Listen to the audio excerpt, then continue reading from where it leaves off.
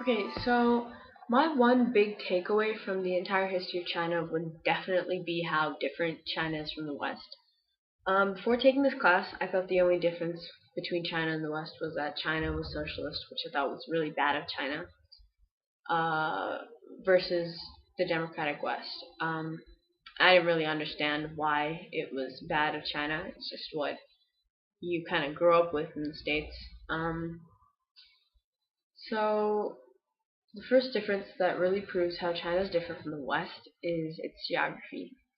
The geography of China has practically isolated it, with the Himalayas, the Taklamakan, Gobi Desert, the steppe up north, and the China Sea. So, from the beginning of time of the Yellow River Valley civilization, all the way back then, China has been all alone with no knowledge of other civilizations until much later.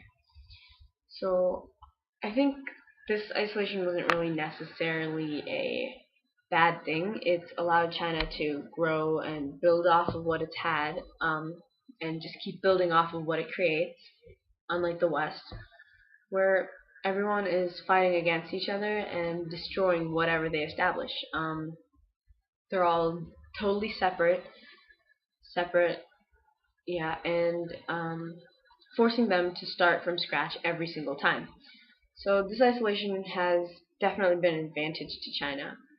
The second difference is their culture that comes from their legends of the creation of Earth in the beginning of time. They're really different between the East and West. So in the Chinese version, there are two stories, Pangu and Nua. Um, Pangu works really hard to separate heaven and earth, and it took around 18,000 years nonstop to separate heaven and earth, and he died immediately after his work was done, only after his work was done. So, whereas in the Bible, it took God 6 days to create everything, and on the seventh day, he rested. This is a really important difference between East and West and their cultures because it shows how the East is more focused on hard work, took him 18,000 years nonstop, and died after that, unlike in the Bible, in which God just created everything in a few days and rested. The next main difference in the culture and the legends is the importance of man that's depicted from these legends. In the story of Noah, she carefully creates all of the creatures before creating man, just like in the Bible. But Noah, when she begins to create man, she figures that sculpting each person, each human being individually would be too laborious. So she dips the end of a rope in the clay and flicks it, and those tiny blobs of clay just became human beings. So this shows how unimportant man is in the Chinese culture, whereas in the West, in the Bible, God creates men to control and control and rule over the creatures. Okay, so the next topic that really differentiates the East from the West is the language script.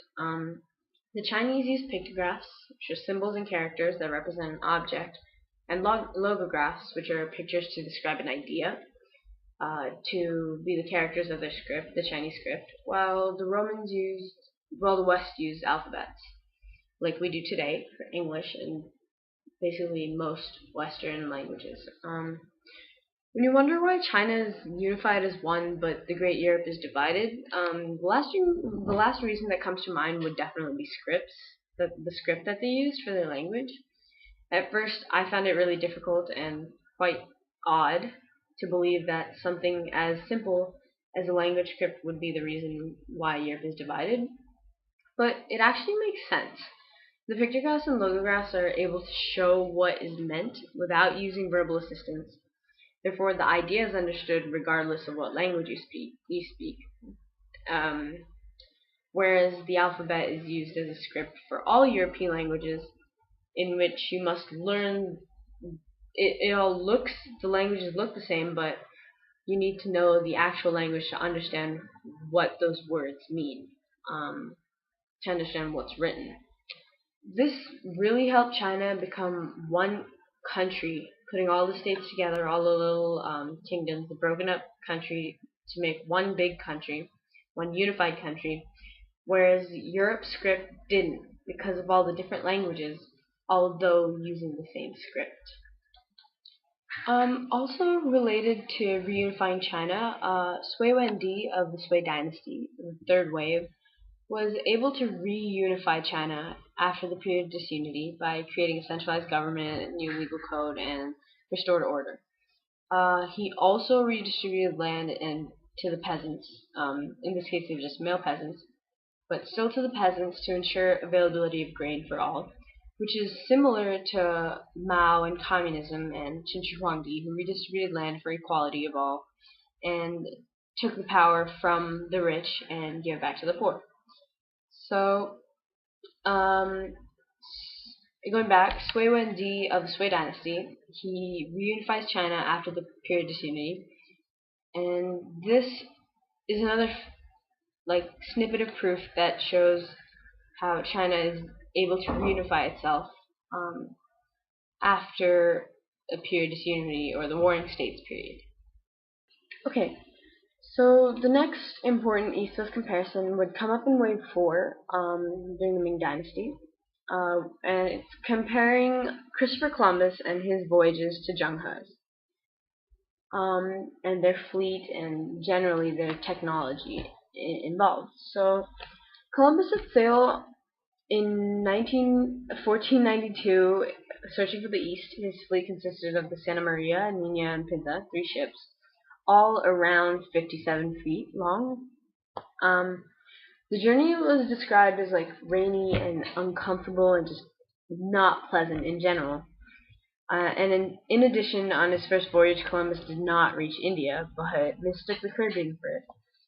On the other hand, from China, Zheng He set sail 60 years prior to Columbus, in 1432 to explore the world on order of the Yongle Emperor. And what's really amazing is that Zheng He's fleet consisted of some 300 ships, of which 62 were treasure ships, so just full of treasures, Chinese treasures to trade, and yeah. Each ship was 4 to 5 times larger than the Santa Maria, which shows how China was able to advance technologically way farther than Europe and much before its time, which shows that in spite of China's isolation, they were far more advanced than the West 60 years before them. Which also contributes to the idea that geographic isolation isn't such a disadvantage after all. Lastly, I want to briefly compare modern China to the Western world today. At first, China was this isolated country that was totally different from the West, that the West looked down upon and took advantage of, such as in the situations of the Opium Wars and imperialism and such. But look at China now. When the stock market crashed, the entire Western economy went radically down and suffered. But China didn't. Its economy stayed strong throughout. This proves that China's economic situation is both practical and efficient, and it just plain works. And finally, it's been predicted that China is going to surpass the US and become one of the biggest global superpowers by the year 2016. So everything I've talked about is the reason why my biggest takeaway from this class, and the most interesting thing I've learned in this class, would be the radical difference between China and the West. Thanks for watching.